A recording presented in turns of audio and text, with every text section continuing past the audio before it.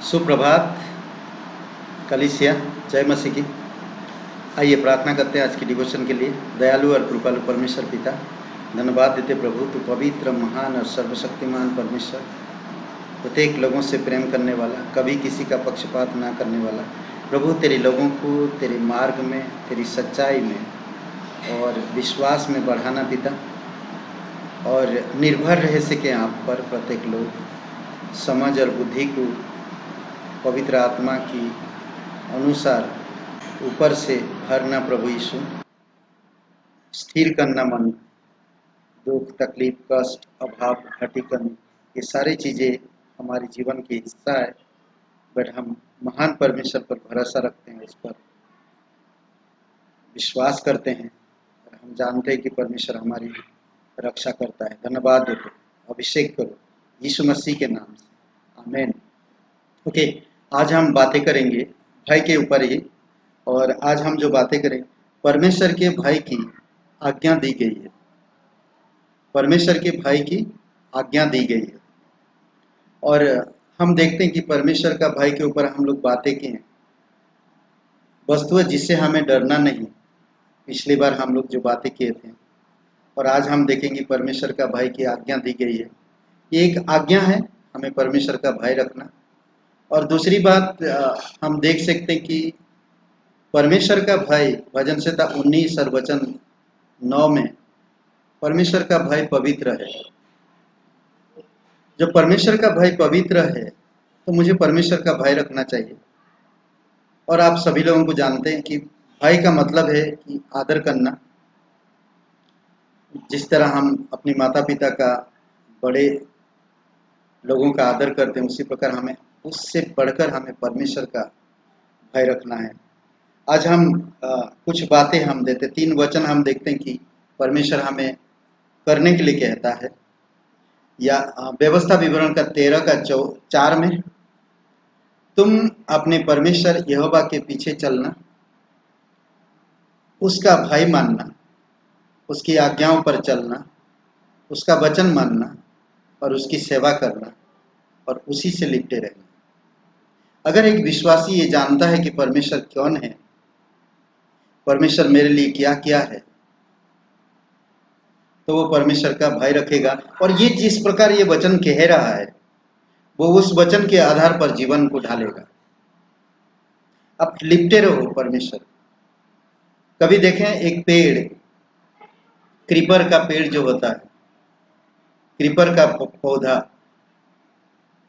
और बड़ी पेड़ में लिपटे हुए वो ऊपर को जाता है। अगर वो लिपटे हुए नहीं रहता और उस बड़ी पेड़ में लिपटे हुए नहीं जाता ऊपर, तो बहुत शायद मुकाम तक नहीं पहुंच सकता। अगर वो जमीन पे जाता तो इतना ऊंचाई पर वो नहीं पहुंच सकता। आज प्रभु यीशु मसीह आप और मेरे लिए स्वर्ग छोड़कर इस धरती पर आया। वो छोटा बन गया ताकि आप और मैं ऊंचाई पर जा सके। इसलिए कहता है उस पर लिपटे रहो, उसके वचन का मानना, उसका भय रखना, उसके पीछे चलना। ये एक विश्वासी का निर्णय होनी चाहिए। जैसे हम बहुत सारे चेलों को हम देखते हैं। पहला पत्रस का 2 अध्याय वचन 17 में कहता, सबका आदर करो, भाइयों से प्रेम रखो, परमेश्वर से डरो, राजा का सम्मान करो। अद्भुत बात है। सबका आदर करो, सब किसी को। कभी भी आप किसी पर नफरत मत करो। आप एक विश्वासी हो, भले आपके प्रति वो लोग बहुत बुरा सोचते हैं, बुरा करते हैं, पर आप उनके लिए उनका आदर करो। इसलिए बहुत इंपॉर्टेंट, बहुत जरूरी है। कई बार हम लोग समझ नहीं पाते कि हम कैसे आदर करें। इसीलिए कहता कि परमेश्वर जिससे घृणा करता उसी से आप घृणा करो, परमेश्वर जिससे प्यार करता उससे आप प्यार करो। परमेश्वर पापियों से प्रेम करता पर पाप से घृणा करता है, उसी प्रकार आपको करना है। सबका आदर करो, भाइयों से प्रेम रखो, परमेश्वर से भय रखो, राजा का सम्मान करो। आज आपकी, हमारी देश की प्रधानमंत्री, मुख्यमंत्री, इनका हमें आदर करना। पदाधिकारी लोग, भले वो घुसखोरी है, भले वो लोग कैसे भी हो, उससे हमें कोई देना लेना नहीं। हमें उनका आदर करना, उनका सम्मान करना। भजन संहिता 22 और वचन 23 में कहता है कि हे यहोवा के डरवैयों, उसकी स्तुति करो, तुम सब उसकी महिमा करो, तुम सब उसका भय मानो। स्तुति करो, महिमा करो, भय भी मानो। हर जगह पर भय जुड़ा हुआ है। अगर आप परमेश्वर के पीछे चलना होगा तो परमेश्वर का भय रखना होगा,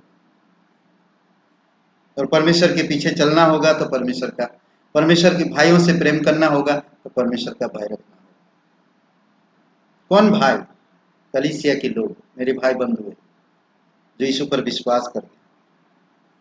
पृथ्वी पर शीशन ने इस विषय में एक बहुत ही गौरवशाली उदाहरण रखा। चेले लोगों ने, शिष्य लोगों ने यीशु के जाने के बाद, ऐसा एक समय था जो कलीसिया शताब में था और कलीसिया को बहुत शताब हो रहा था। प्रेरितों के काम के 9 अध्याय में हम देखते हैं पौलुस को उद्धार में आ जाता, और जब वो उद्धार में आ जाता लोगों को, विश्वासी लोगों को चैन मिलता। कहता है कि 9:31 में इस प्रकार कहता, इस प्रकार सारे यहूदिया और गलील और सामरिया के कलीसिया को चैन मिला और उनकी उन्नति होती गई, और वह प्रभु के भय और पवित्र आत्मा की शक्ति में, शांति में चलती गई और बढ़ती गई। वो लोग भय रखते थे परमेश्वर, भले चारों तरफ शताब है पर परमेश्वर का भय रखते थे। अद्भुत। और कलीसिया बढ़ते गया, पवित्रता में, शांति में बढ़ते जा रहा। कितना अच्छा है। उसे 10वें अध्याय में, प्रेरितों के काम की 10वें अध्याय में हम देखते हैं, प्रेरितों के काम की 10वें अध्याय, कुरनेलियस एक ऐसा मनुष्य था जो परमेश्वर से डरता था। कुरनेलियस, और कहते कि वो बड़ा भक्त था और पूरे घराने, उसके परिवार सहित परमेश्वर से भय रखता था, यहूदियों को दान देता था और डेली वो प्रार्थना करता था। क्या लगता है, परमेश्वर उसका उद्धार नहीं किया? परमेश्वर उसका उद्धार किया। परमेश्वर ने सुसमाचार उस तक पहुंचाया पतरस के द्वारा। अद्भुत है।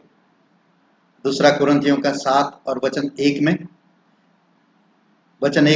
7 और 1, परमेश्वर का भय हमें चौकस जीवन जीना सिखाता है।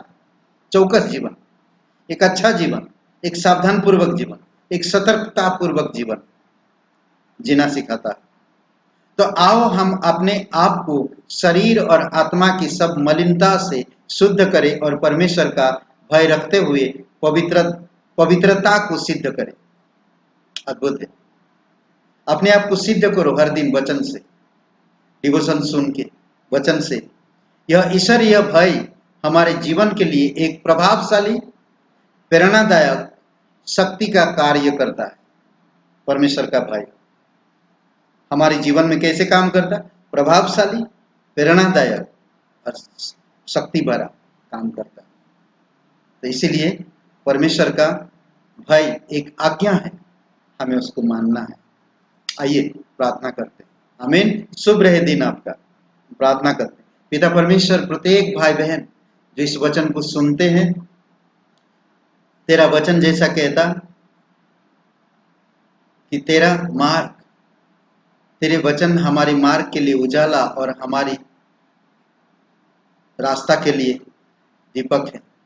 प्रभु, प्रत्येक भाई बहन जो वचन सुनते, अभिषेक करो, परिपक्व करो, आपकी भय रखते हुए, विश्वास में, आप में लिपटे हुए, आपकी स्तुति करते हुए, आपकी महिमा करते हुए, आपका भय मानते हुए, भाइयों से प्यार करते हुए बढ़ते चले।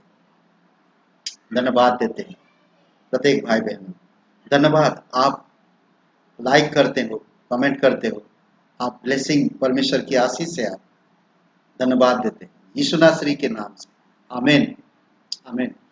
ब्रदर एंड सिस्टर, आप लाइक करिए, कमेंट करिए, और अगर सब्सक्राइब नहीं किए सब्सक्राइब करिए। आमीन, आमीन।